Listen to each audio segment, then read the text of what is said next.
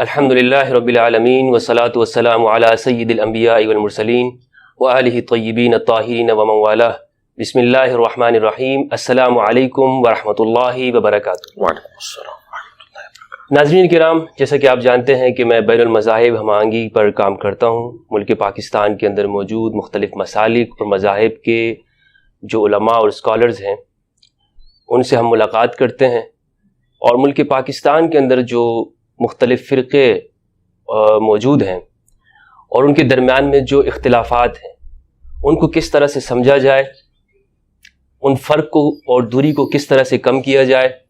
جس بنیاد پر پاکستان میں دوسروں کی تکفیر، تفسیق اور تضلیل کی جاتی ہے اور دوسرے فرقوں کو گمراہ کہا جاتا ہے، اس کے کیا اسباب اور وجوہات ہیں، لوگوں کے درمیان میں دوری کو اور گیپ کو کیسے کم کیا جا سکتا ہے، اس سلسلے میں ہم ملاقات کرتے ہیں. تو اسی سلسلے میں ملک پاکستان کے نہایت ہی مشہور و معروف اسکالر، سنی اسکالر جناب انجینئر محمد علی مرزا صاحب کے پاس میں یہاں پر ان کی اکیڈمی میں آیا ہوں آج جہلم میں. میں ان کا نہایت ہی متشکر ہوں کہ انہوں نے مجھے اپنا وقت عنایت کیا، اور آج ہم نے جو دن تھا وہ ان کی اکیڈمی میں گزارا، ان کو سننے کا موقع ملا، اور بہت ساری باتیں جو ان کے بارے میں سنی ہوئی تھیں جن سے ہم لا علم تھے انہیں دیکھنے کا موقع ملا. میں کچھ سوالات علی بھائی کے سامنے رکھوں گا.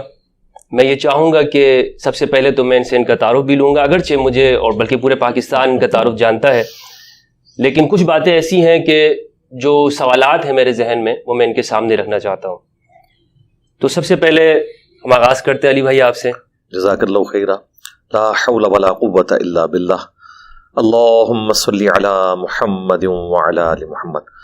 مفتی صاحب آپ کا شکریہ. میں وقتاً فوقتاً آپ کے ویلاگس دیکھتا رہتا ہوں. ماشاء اللہ تعالیٰ آپ کی جو ایفرٹ ہے اس حوالے سے، اور ایک مدرسہ سسٹم سے ایسا بندہ باہر نکلے اور اس کے اندر اتنی ٹالرنس ہو کہ وہ مختلف مکاتب فکر کے لوگوں کے پاس جائے، مختلف اسکول آف تھاٹس کے جو اسکالرز ہیں یا علماء ہیں ان کے پاس جا کے ان کی رائے ان سے جاننے کی کوشش کرے.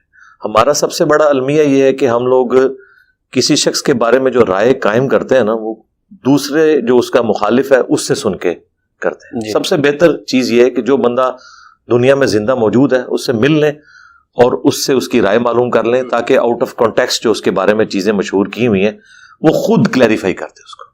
تو آپ کو ویلکم کہتے ہیں جی. اللہ کا نام لے کے شروع کریں.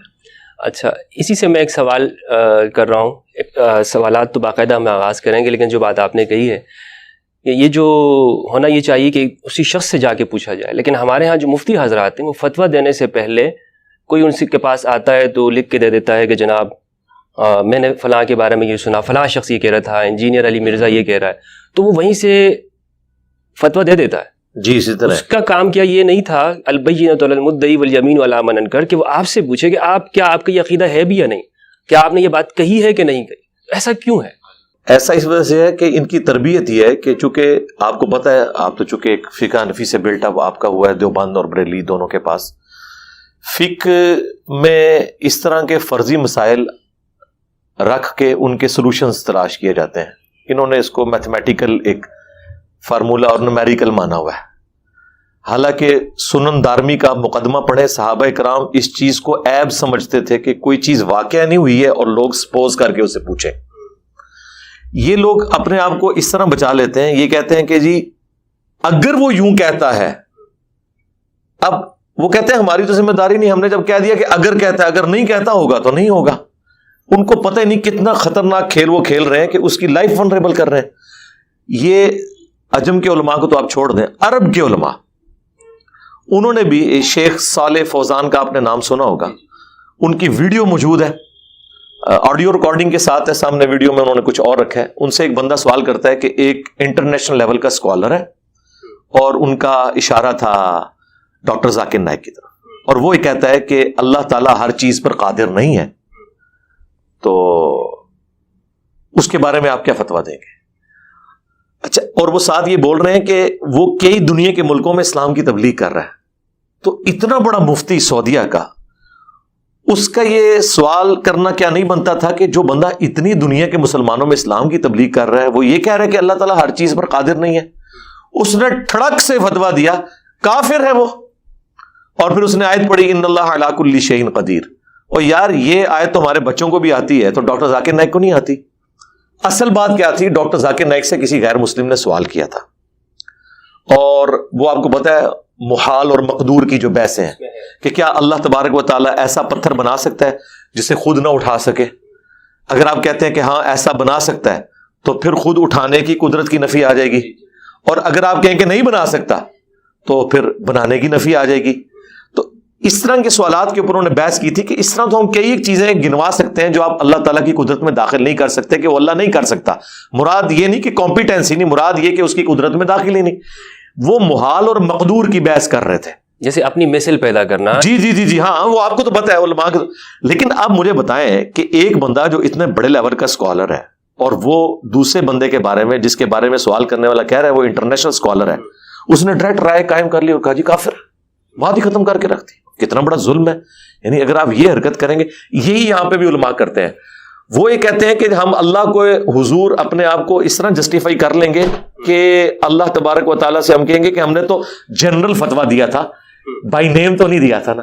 وہی والی بات جو آپ کے فقہ میں آپ کو پڑھائی جاتی ہے نا، مفتہ بہی قول، اور یہ مفتہ بہی نہیں ہے. وہ اس سے جان چھڑاتے ہیں، حالانکہ انہیں خوف خدا ہو. یہ نہیں دیکھتے کہ پاکستان کے معاشرے میں اگر آپ یہ حرکت کرتے ہیں تو آپ کسی کی لائف کو ونریبل کر دیتے ہیں. آپ تو کر کے سائڈ پہ ہو جائیں گے، وہ تو آپ لوگ اس کے بارے میں رائے قائم کر لیں گے. اور اوورآل سب کے سب لوگ یہی کر رہے ہیں. یہ بہت بڑا المی ہے، اور یہ علماء کو دیکھنا چاہیے کہ یہ کس کی سنت پہ عمل کر رہے ہیں. صحیح. میں شیعہ علماء کے پاس گیا تو یہی لوگوں نے کہا کہ یہ تو رافضی ہے. اچھا، اب میں آپ کے پاس آیا ہوں تو پتہ نہیں اب کون سا فتویٰ آئے گا، لیکن مجھے اس کا خوف نہیں ہے، نہ مجھے اس کی فکر ہے، کیونکہ مجھے معلوم ہے کہ یہ لوگ کس حد تک جا سکتے ہیں. جی. ہمارے جو یہاں پاکستان میں جو مذہبی طبقات جس طرح اسلام کے نام کو یوز کرتے ہیں، جس سے مخالفت ہوتی ہے اس پر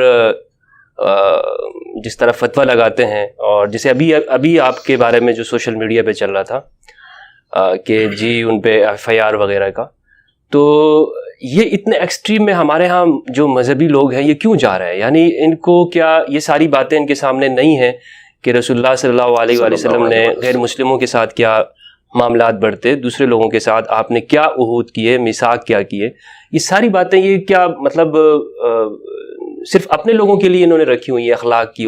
جی اب وہ یہ کہتے ہیں کہ جتنے اب اخلاق کے رویے ہیں نا، آپ کو تو خیر یہاں تک بتائیں گے جی غیر مسلموں کے لیے بھی چادریں بچھا دی، لیکن وہ کہتے ہیں کہ جو مسجد نبوی کا امام ہے نا وہ تو غیر مسلم سے آگے ہے، وہ تو نجدی ہے، گستاخ رسول ہے، اس کے لیے تو چادر ہم نہیں بچھائیں گے. آپ دیکھیں اس بنیاد کو پکڑیں. بنیاد انہوں نے یہ پکڑی ہے کہ جو اصول اور مبادی انہوں نے کھڑے کیے نا، اس کی روح سے وہ تو ان کو انسانیت سے بھی گیا گزرا سمجھتے ہیں، وہ جانوروں کی مانند ان کو سمجھتے ہیں. ٹھیک ہے، وہ کہتے ہیں کہ یہ خوارج کی کیٹیگری میں فال کریں گے، جن کے بارے میں نبی الاسلام نے بخاری مسلم میں فرمایا تھا کہ اگر میں اپنے زمانے میں ہوں تو قوم عاد کی طرح انہیں قتل کر دوں. کہتے ہیں شکر کریں کہ امام کعبہ کو ہم قتل نہیں کر رہے، یہ تو سارے خارجی ہیں، گستاخ رسول ہیں، یہ نڈ سے شیطان کا سینگ نکلا ہوا ہے. تو وہ اینالوجیز اس کے ساتھ بناتے ہیں. یہ الگ بات ہے کہ اسی لیول کی گستاخی اگر ان کے بابے کی دکھا دے جائے نا تو وہ کہتے ہیں نہیں آپ کو سمجھ نہیں آئی، یہ معرفت کی بات ہے. تو ان کے ساتھ ڈیل کرنے کا طریقہ جو ہے نا وہ شریفوں والا ہے ہی نہیں ہے. ان کے ساتھ ڈیل کرنے کا طریقہ یہ ہے کہ یہ جس اصول اور مبادی کے اوپر کھڑے میں نا اسی اصول کو ان کے اوپر الٹ دیں. آپ ڈھا رہے ہیں ان کی ماں. جی میں تو یہی کر رہا ہوں، اور میں اس کو ایک اپنا مشن سمجھ کے اور میں اسے انجوائے کرتا ہوں. جس طرح ایک کرکٹر ہے نا، اسے فل ٹاس بال ملے اور وہ اچھا بیٹسمن ہو تو وہ لیگ پہ چھکا مارنے میں بڑا مزہ محسوس کرتا ہے. تو میں تو اس کا ٹیسٹ بھی لے رہا ہوں، اور میں سمجھ رہا ہوں کہ میں نبی الاسلام کی بارگاہ میں قیامت والے دن تحفے کے طور پر یہ بات پیش کر سکتا ہوں کہ میں نے آپ کی امت کو ان کے چنگل سے آزاد کرنے کے لیے یہ ایک حکمت اڈاپٹ کی تھی کہ ان کے اصول اور مبادی کے اوپر ان کو الٹ دیا جائے.